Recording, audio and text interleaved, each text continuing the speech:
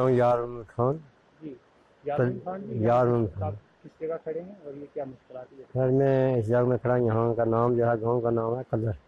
जी यहाँ से गाड़ी 8 तारीख को नुकसान हुआ था, जिसमें बहुत बड़ा नुकसान हुआ। तो 14 आदमी की जानें चली गई। हम लोगों ने, हमारे साथ किसी ने कोई भी मदद ना की।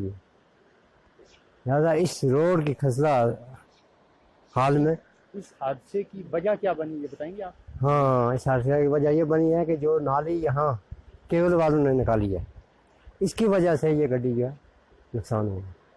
तो आप इंतजामिया से क्या अपील करेंगे, क्या गुजारिश करेंगे? हमने बहुत लोगों के आगे गुजारिश की है। अडवाणी साहब यहाँ पहुँचे, उन्होंने कहा था कि हम 2 दिन के अंदर अंदर इसका हल निकालेंगे। इस टाइम तक कोई भी महकमा यहाँ दिलचस्पी करके नहीं आया, ना ही कोई काम हुआ।